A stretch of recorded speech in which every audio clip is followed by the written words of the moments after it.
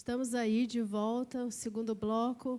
Para você que chegou aí agora, nós estamos aqui com o tema acidentes domésticos com crianças. O que a gente deve fazer?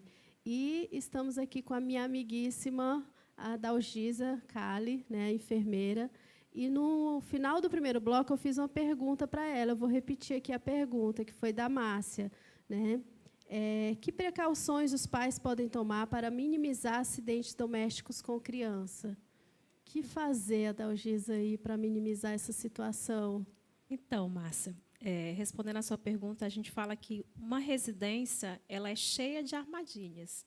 Então, assim, as precauções elas precisam ser tomadas por dois lados, duas vertentes, de acordo com a faixa etária da criança e de acordo com o cômodo, né? Então, assim, cozinha, existe algumas orientações, por exemplo, simples, né? Criança menor de 1 ano, por exemplo, adora sentar na tampa do forno, por incrível que pareça. Ele puxa a tampa do forno e tenta sentar. Se tiver panelas lá em cima com fritura, com caldo quente, alguma coisa pode cair, provocando queimaduras. Então, o que a gente geralmente orienta?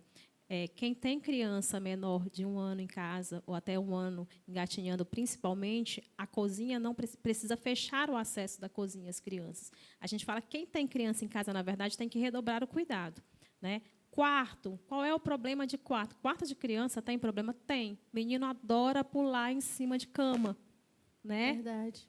Da mesma forma que na sala. A sala, menino adora pular no sofá, subir na janela. Então, assim, os cuidados Tomada, eles né? dependem. Tomada. Tomadas, toda e qualquer tomada, inclusive existe um padrão de segurança que a gente fala das tomadas, é a questão da altura, né? As tomadas elas precisam ser colocadas, acho que de 1,5 m, esse é um padrão de segurança.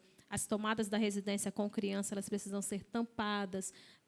Voltando um pouquinho para a cozinha, né? Que é uma questão de segurança também para qualquer faixa etária, quando for cozinhar, o cabo da panela precisa estar voltado para dentro, né, do fogão, para que a criança não possa tentar vir e tentar segurar ali. Então, armários, as portas dos armários, obrigatoriamente devem ter travas para que a criança dificulte para a criança abrir. A mesma coisa acontece, por exemplo, a criança adora se esconder dentro do guarda-roupa no quarto, por incrível que pareça.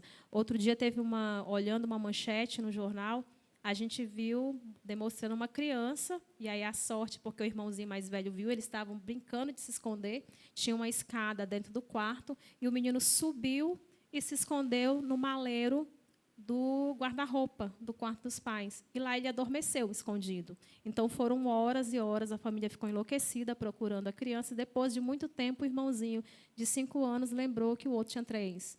Né? Lembrou que ele tinha subido do armário e conseguiram encontrar. Você imagina que ainda tinha uma frecha aberta e tinha ar ali, mas, dependendo do tempo que ele ficasse, ele poderia morrer por asfixia. Né? E a gente tem várias manchetes mostrando aí de brincadeiras. Inclusive, tem até uma aí que eu queria que os meninos mostrassem, que, assim, eu sempre falo, né, que seria cômico se não fosse trágico, né? Ou está passando aí uma manchete, né? A Dalgisa que tu mandou. Isso, a criança que ficou presa numa panela de pressão e ela foi resgatada pelo corpo de bombeiro. Ela adentrou, numa brincadeira, adentrou dentro de uma panela de pressão. Isso aconteceu em Pernambuco. E se vocês fizerem uma pesquisa na internet rapidinho aí de acidentes domésticos com criança, vocês vão ver que esse não é o primeiro caso. A criança adora brincar com panela. Teve uma época que a gente atendeu muito no Brasil crianças com panelas presas na cabeça. Né? Por quê? Existe um filme chamado, uma série, me parece, chamada de Menino Maluquinho, em que o menino usava uma panela na cabeça. Então, muitas crianças queriam imitá-lo. E as crianças, a partir de 4 anos até 11, eles vão muito por imitação também. Né? Então, tudo que eles veem, eles querem imitar, querem fazer, querem testar, fazem experiências. E aí a gente precisa realmente redobrar o cuidado. Não, essa questão de testar é impressionante. Né, que eles gostam mesmo. Eu falo porque lá em casa eu vivo uma adrenalina, né, com os meninos assim o tempo todo fazendo teste. Quando eu vejo, já foi, menino já subiu em cima do sofá, já caiu, já quebrou. Aí o Marcos ele é mais calmo, né, ele é mais tranquilo. Eu já dou uma desesperada assim, aí ele calma, calma, para. Aí eu fico mais sossegada. Aí ele toma a frente, porque eu fico mesmo em pânico, né? Tem um lá que todo mundo já sabe que ele é o que só vive cortado, só vive rasgado, que é o Paulo Henrique. E aí eu já vivo em pânico, né, com ele. Ok, Dalgis, tu falou a respeito de acidentes domésticos, por exemplo, situações que criança gosta de pular em cama, pular em sofá, e isso geralmente o trauma é um TCE, o traumatismo craniano, às vezes em geral leve. E a preocupação, até uma pergunta que nós somos muito abordados, eu acredito que vocês também, nós lá no pronto-socorro, se pode deixar a criança dormir logo depois que cai. Às vezes a criança fica um pouco com tonturas ou com algum mal-estar, e uma preocupação da família é: eu posso deixar dormir? Eu posso colocar para dormir? Essa pergunta, ela é frequente no serviço de vocês? Tem alguma orientação? É sim, uma pergunta frequente, eu acho que é uma curiosidade de quase todas as mães, principalmente das avós também. Pode dormir ou não pode dormir depois de uma queda? Né? A gente fala o seguinte, as crianças geralmente elas choram depois da queda, sentem dor, ficam mais molinhas, como a gente fala, né? Ficam mais manhosas, e é uma tendência natural após o choro, ela ter uma sonolência, isso é natural. Pode deixar dormir? A Sociedade Brasileira de Pediatria fala, pode sim, desde que não seja um sono profundo. Um sono de aproximadamente 20 minutos, aquele sono que você chama e a criança desperta. A partir de meia hora, 40 minutos, ou um sono profundo, em que a criança não desperte, já é um sono preocupado. A gente precisa se preocupar. E aí pode, como o doutor Marcos falou, já pode evoluir de um trauma crânioencefálico leve para um trauma moderado a grave. Quais são as preocupações que os pais precisam ter quando a criança cai? E aí a gente precisa lembrar, a criança menor de 1 ano, ela tem a cabeça 25, o peso da cabeça é 25% do peso do corpo. Então ela desequilibra muito fácil. Então uma criança que está engatinhando, uma criança que começou a sentar, ela cai por qualquer coisa. É um pêndulo, a cabeça acaba virando um pêndulo. Então, é muito comum, é muito frequente as crianças caírem do carrinho, a mãe colocou sentada no sofá, criança aprendendo a sentar, né? Colocou sentadinha no sofá, ela vai, pende para o lado, ela vai cair. Então, assim, quais são as orientações que geralmente a gente dá? Observar que se a criança vai perder a consciência, desmaiar na hora do trauma ou posterior, se ela vai vomitar e se o vômito é em jato. E aí tem um indicativo de levar ao hospital, né, ou de ficar realmente em observação. Geralmente, a criança tem os ossos do crânio, a gente fala, bem mais resistente do que o adulto. Então, na maioria das vezes, não cria fraturas, mas podem criar edemas intracranianos que podem evoluir. Por isso, a importância, né, da observação. É porque até nessa pergunta, que eu acredito que tu já respondeu um pouco, tem uma aqui que fala assim, quando uma criança cai e bate a cabeça e forma o famoso galo, né? O que os pais devem fazer? Então, é isso, né? É observar, verificar. Isso. E em cima do galo, você pode colocar também uma compressinha, né, de água gelada, de gelo. Se lembrando que o gelo ele não pode ser colocado diretamente na pele, precisa ser envolto num pedaço de pano, porque o gelo também causa uma certa anestesia ali no local, né, e diminui um pouquinho do edema. Mas o principal mesmo é a observação. Percebeu que a criança caiu, vomitou, precisa, sim, acionar um serviço de urgência ou levar ao hospital. A pergunta, se pode deixar dormir, ela quase que vem seguida da pergunta. E alimentar? E dar comida para a criança? Tem alguma instrução também que pode ser dada para os pais? Porque é logo em seguida que se pergunta, pode botar para dormir? Aí já pergunta, e comer? Pode dar alguma coisa para comer? Líquida ou sólida? Essa orientação para evitar alguma complicação de um acidente doméstico já tem as consequências do acidente. E pode complicar-se mais se quem está cuidando ou quem está dando o primeiro atendimento, no caso familiar, ou algum cuidador, se ele tomar alguma decisão errônea. Botar para dormir já foi muito bem orientado. Existe alguma instrução a respeito de alimentar logo após o acidente?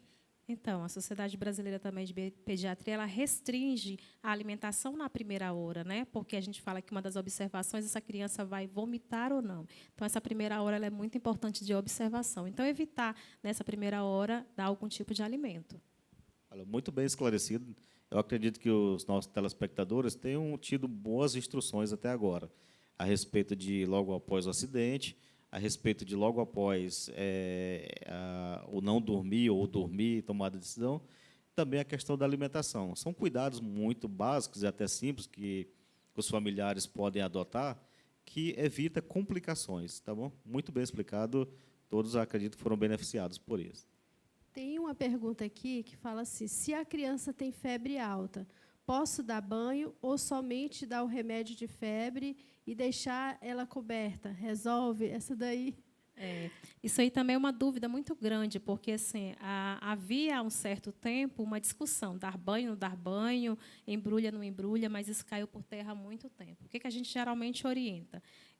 Você, geralmente, dar o banho da criança antes de dar o antitérmico. Por quê? Porque o antitérmico, geralmente, ele dá um pico no aumento da temperatura corporal da criança. Então, dá o banho, depois dá o antitérmico. Cobrir, não há necessidade de cobrir, para abafar a criança, para ela suar, como as mães falavam. Não há essa mínima necessidade. Pode deixar a criança o mais ventilada possível. Eu acho que o Marcos, lá no Maranhão, a mãe dele fazia isso.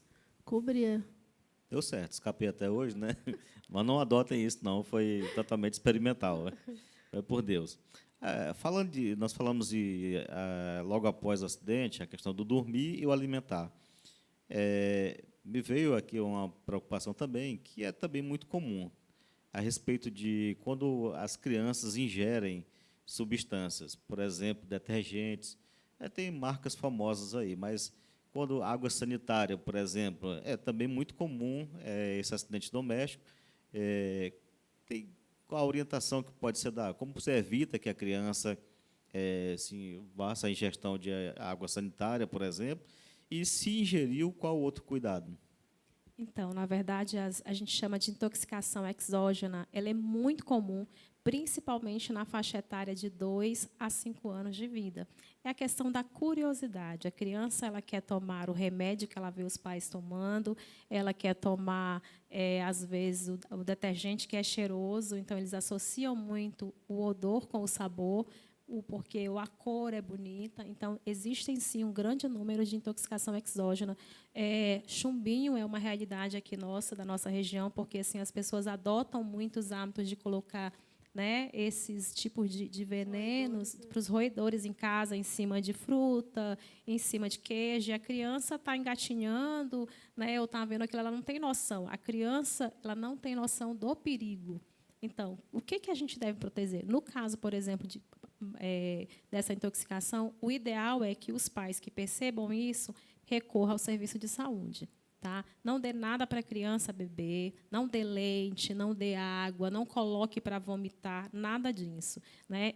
Uma das orientações que a gente dá é perceba de que foi, o que a criança comeu, o que a criança ingeriu. Se tiver condições de levar para o profissional, para o pronto-socorro, para o hospital mais próximo da sua casa, para o posto de saúde, leve, porque fica muito mais fácil para que os profissionais que vão fazer o primeiro atendimento tomar as medidas necessárias.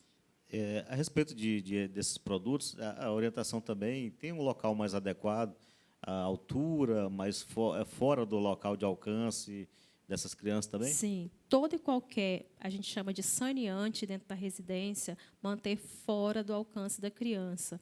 Né? Medicamentos também fora do alcance da criança. A gente tem os armários no banheiro, por exemplo, que as crianças começam a subir, inclusive, né, no boxzinho que tem embaixo da pia, subir na pia, subir no vaso sanitário. Então, o mais alto possível, longe, inclusive, do alcance dos olhos das crianças, porque elas são extremamente curiosas. Elas vão puxar uma cadeira, elas vão querer pegar. Então, quanto mais alto, mais distante, mais difícil para a criança sofrer esse tipo de acidente. Gente, está muito bacana. Eu estou ficando já até assim eufórica, porque eu estou vendo que está passando muito rápido o programa, e aí a gente já está aí caminhando para o terceiro bloco, e eu já quero deixar aqui a pergunta para que você possa fazer no próximo bloco, Adalgisa, que é da Luzivan, que fala assim: por que as crianças sofrem tanto acidentes? Mesmo que muitas vezes sabem que é errado, podemos evitar? Agora a minha deu para fazer experimentos que vê na internet. Então, essa pergunta aí fica para o próximo bloco.